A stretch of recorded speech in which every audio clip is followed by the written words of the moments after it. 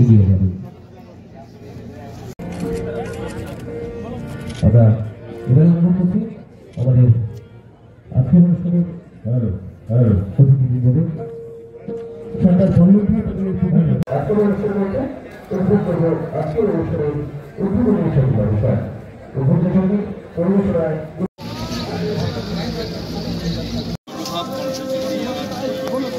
শ্রী প্রণজিৎ সিংহ রায় রয়েছে তোমার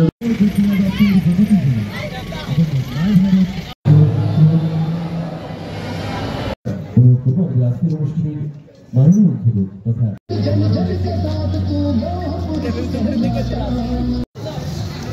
সংখ্যা নয় পুরস্কৃত জন্য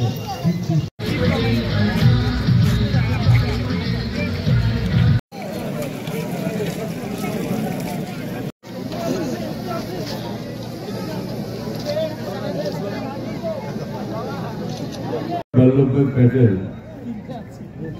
ভারতবর্ষের প্রথম যে ডেপুটি প্রাইম মিনিস্টার এবং সঙ্গে উনি স্বরাষ্ট্র দপ্তরের দায়িত্বভার পালন করেছিলেন এবং এটা আমরা সকলে জানি যে ভারতবর্ষ স্বাধীন হওয়ার পরে তার আগের থেকে যখন ব্রিটিশদের এই স্বাধীনতা দেওয়ার ক্ষেত্রে বাধ্যতামূলকভাবে তারা পরিস্থিতি দাঁড়িয়েছিল, তৎকালীন সময়ে ইচ্ছাকৃতভাবে যে স্বাধীনতার সঙ্গে সঙ্গে ভারতবর্ষকে দ্বিখণ্ডিত করার যে প্রয়াস নিয়েছিল, তার সঙ্গে যদি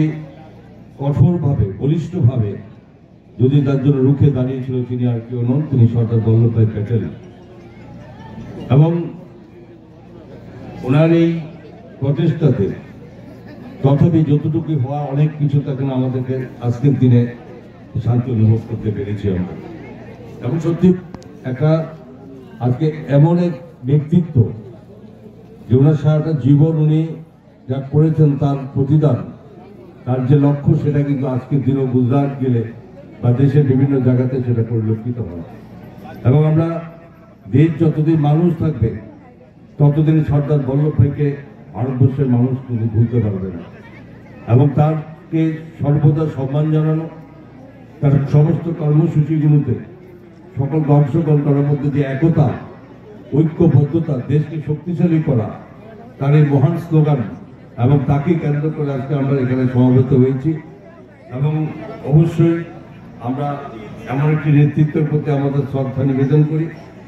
এবং এই দেশের গৌরব এই সন্তান যেটা লৌহ মানব হিসাবে যিনি স্বীকৃতি পেয়েছেন এবং তাকে আমরা সম্মান জানিয়ে আজকের এই একতা যাত্রা যাতে সকলে মিলে আমরা আমাদের গন্তব্যস্থল এখান থেকে শুরু হবে এবং সেটা তো আমরা সকলে সুন্দরভাবে করতে পারি। কিন্তু এর মাধ্যমে এটা শেষ নয়, আজকে ভারতকে আত্মনির্ভর ভারত করা এবং এই যে শক্তিশালী ভারত করা, বিকশিত ভারতের যে পরিকল্পনা দেশের প্রধানমন্ত্রী নরেন্দ্র মোদীজি নিয়েছেন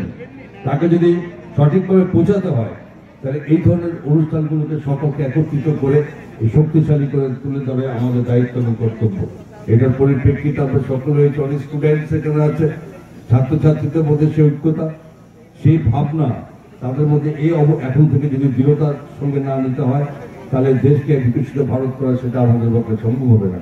আমি সকলকে আবারও শুভেচ্ছা অভিনন্দন জানিয়ে এবং আমরা আমাদের এই একতা যাত্রা যেটা আমরা শুরু করি এবং তার জন্য আমি সকলকে ধন্যবাদ জানিয়ে আমার কথা বলা শেষ করছি। জয় হিন্দ।